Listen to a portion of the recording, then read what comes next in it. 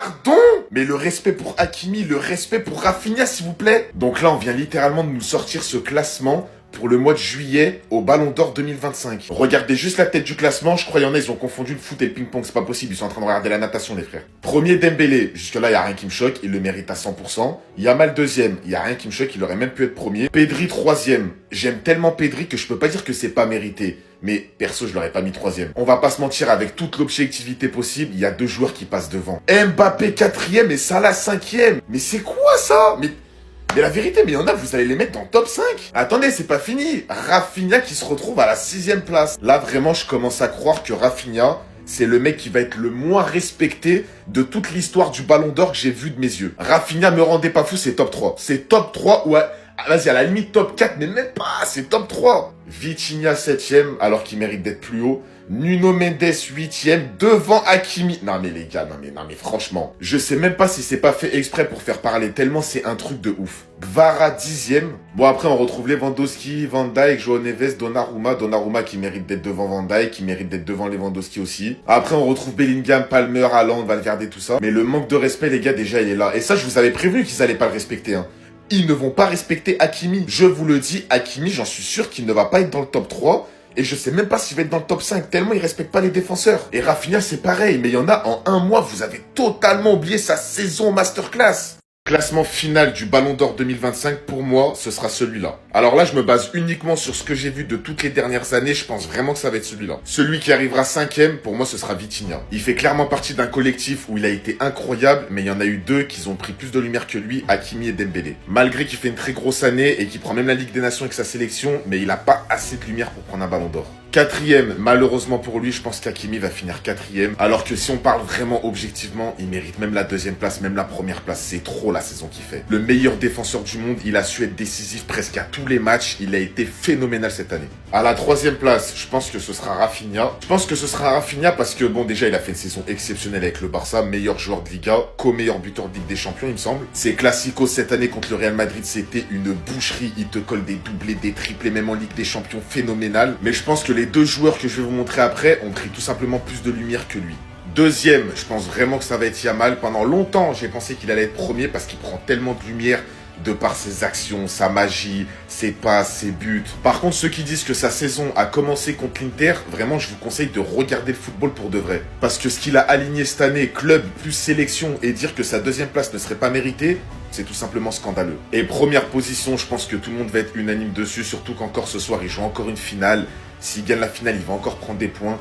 Ousmane Dembélé. En fait, je sais même pas quoi dire, il a tout fait, il a tout pris. Donc s'il le prend, c'est largement mérité. Il a les statistiques, il a les trophées, en plus de ça, pas une embrouille, il a été hyper fair play. Poussé par tous ses coéquipiers et son club, je pense que ce sera Dembélé premier. Voilà mon top 5 que je pense qu'il va être au Ballon d'Or. Faites-moi le vôtre, Babans.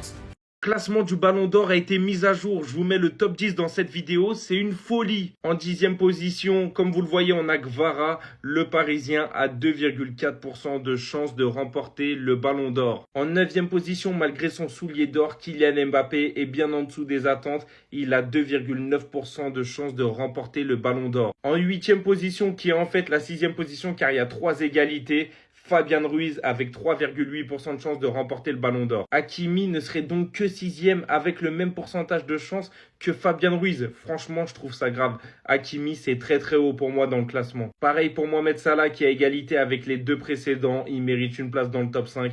Il a fait une saison stratosphérique en Première Ligue. L'élimination en Ligue des Champions lui a fait mal. Et en 5e position, Cole Palmer. Lui, par contre, ne mérite pas d'être dans ce top 5. 4,8% de chance de remporter le Ballon d'Or. Invisible toute la saison, il n'a même pas joué la Champions League, il a juste remporté la Coupe du Monde des clubs, mais ça n'a même pas été le joueur le plus important de son équipe. Il n'a rien à faire là. En 4e position, Rafinha, 5,9% de chance de remporter le Ballon d'Or. Sa fin de saison plutôt mauvaise, lui tire une balle dans le pied, lui qui avait fait un très grand début de saison. On arrive sur le podium, Vitinha, 9% de chance de remporter le Ballon d'Or. Une chance sur 10. Lui qui est en train de réaliser une année 2025 de folie, que ce soit en Ligue des Champions, en Ligue des Nations et même sa Coupe du Monde des clubs est très très bonne. En seconde position, Lamine Yamal, il s'est fait distancer. Seulement 20% de chance pour lui de remporter le Ballon d'Or. Son absence à la Coupe du Monde des clubs lui aura donc causé du tort. Et enfin, en premier, tout le monde l'attendait. Ousmane Dembélé a 83% de chances de remporter ce ballon d'or. Pour moi, ça me paraît logique. Et vous, dans les commentaires, donnez-moi votre avis. Est-ce que ce classement est logique ? Les amis, Score 90 nous a classé les meilleurs buteurs depuis la saison dernière, 2023-2024. Donc les meilleurs buteurs depuis 2 ans. Et le premier, assez largement, c'est Victor Gyökeres avec un ratio de fou furieux. 97 buts en 102 matchs. Suivi par Kylian Mbappé, 88 buts en 107 matchs. Harry Kane, 85 buts en 96 matchs. Et Erling Haaland, 72 buts en 93 matchs. Robert Lewandowski, 68 buts en 101 matchs. Suivi de près par un énorme Serhou Guirassy depuis 2 ans et avec 2 clubs différents. 68 buts Stuttgart-Dortmund en 80 matchs. Mohamed Salah 7ème, 59 buts en 96 matchs. Alexander Isak 52 buts en 82 matchs. Lautaro Martinez 51 buts en 97 matchs. Et Jonathan David en 96 matchs avec le LOSC, il a inscrit 51 buts. Et on termine ce top 15 avec Sorloth, 50 buts en 94 matchs, notamment sur une saison où il a été sur le banc, celle-ci. Julian Alvarez 48 buts entre City et l'Atlético en 111 matchs. Vinicius 46 buts en 97 matchs, Cole Palmer 45 buts en 100 matchs et Omar Marmouche 45 buts en 92 matchs. Cela montre aussi la puissance énorme de Victor Gyökeres et ce pourquoi on a tous envie de le voir en Première Ligue l'année prochaine. Meurt dans la course au Ballon d'Or. Non mais c'est une blague. Alors oui, il a fait un match magnifique contre le PSG, mais le Ballon d'Or il joue sur un match. Amenez-nous Messi Prime, Ronaldo Prime, parce que le Ballon d'Or ça devient n'importe quoi. Bientôt je vais voir mon daron dans la liste. Alors, il vient de gagner la Coupe du Monde, oui, mais la Coupe du Monde des clubs, hein. Il a pas gagné la Coupe du Monde avec l'Angleterre. Là de tête, je vais vous dire tous les joueurs qui sont devant Palmer au Ballon d'Or. Donnarumma, Hakimi, Marquinhos, Pacho, Nuno Mendes, João Neves, Vitinha, Fabian Ruiz, Barcola, Doué, c'est simple, toute l'équipe du PSG. Puis tu peux mettre Lewandowski, Harry Kane, Gyökeres, Gravenberch, Van Dijk, CR7, Messi, tu peux les mettre aussi. Dites-moi dans les commentaires un autre joueur que j'ai pas cité qui mérite plus le Ballon d'Or que Palmer. Et heureusement que d'après les bookmakers, Dembélé est ultra favori avec 83%. C'est les dernières années qui sont sorties. Deuxième, 20% Yamal. Troisième, Vitinha, 9%. Quatrième, Rafinha, 5%. Merci de pas l'oublier parce que lui, il a fait une saison extraordinaire. Mais tout le monde l'a zappé parce que Yamal, il a pris toute la lumière. Je crois que même Palmer, quand il a vu ça, vous l'avez choqué. Hein, parce que honnêtement, c'est un très très bon joueur. Mais cette saison, il est quand même passé à côté de beaucoup de matchs comparé à la saison dernière où il avait explosé avec Chelsea. Là, quand il a vu les infos, il a dû se dire, mais wesh, j'ai fait un bon match. Ça y est, on met dans la liste avec tous les mecs qu'il y a derrière. Non, c'est pas possible. Donc là, la presse espagnole essaie de nous faire croire que Dembélé vient de perdre son Ballon d'Or. Le Ballon d'Or se jouera entre Yamal, Pedri et Rafinha. On va regarder leurs arguments. Ousmane Dembélé a perdu la tête après ses mauvaises prestations en Ligue des Nations et en Coupe du Monde des clubs. C'est vrai que l'Espagne a gagné la Ligue des Nations et le Barça la Coupe du Monde des clubs. Ils étaient même pas conviés, c'est fou. Donc même si Dembélé, il a pas gagné la Coupe du Monde des clubs, il est quand même allé jusqu'en finale. Il a tapé le Real Madrid 4-0, l'Atlético de Madrid 4-0, le Bayern. Pendant que votre favori au Ballon d'Or, lui, il faisait quoi? Il embauchait des nains pour le divertir à son anniversaire. C'est ça votre Ballon d'Or? Arrêtez de vouloir écrire l'histoire, le Ballon d'Or il se joue pas en Coupe du Monde des clubs, il se joue dans cette compétition, la Ligue des Champions. Et plus particulièrement dans ce match-là, finale de LDC contre l'Inter Milan, Dembélé il fait une double passe décisive face à l'équipe qui a éliminé celle de Yamal. Et oui, Yamal il a fait un match incroyable contre l'Inter Milan, il a choqué toute la planète, mais il s'est fait éliminer. Alors que le PSG de Dembélé, lui, ils ont battu cette équipe en finale 5-0. 5-0. Ça me fait rire de voir que la presse espagnole veut enlever le Ballon d'Or à Dembélé parce qu'il a perdu la Coupe du Monde des clubs, alors qu'il a gagné tout le reste et surtout il a fait gagner la première LDC au PSG. Croire que Yamal lui il a tout gagné alors que lui aussi il a perdu la Ligue des Nations et surtout il a même pas participé à la Coupe du Monde des clubs. Mais ça veut quand même le mettre en avant, c'est une dinguerie. Les gars, Rashford il a pété un câble, il a posté une story sur Instagram tout de suite où il fait pipi sur son écran en voyant Luis Diaz. À ce qui paraît, il est young que le Barça ne veut que Luis Diaz. Les gars, Rashford il a pété un câble. Parce que Fabrizio Romano nous apprend aujourd'hui que Deco veut Luis Diaz à tout prix. Luis Diaz et personne d'autre. Mais le problème, c'est que Liverpool a refusé une offre du Bayern de 67 millions d'euros. Ils veulent que leurs joueurs partent pour 100 millions d'euros ou rien. Ça veut dire qu'on vit dans un monde où Deco, il est prêt à mettre 100 millions d'euros.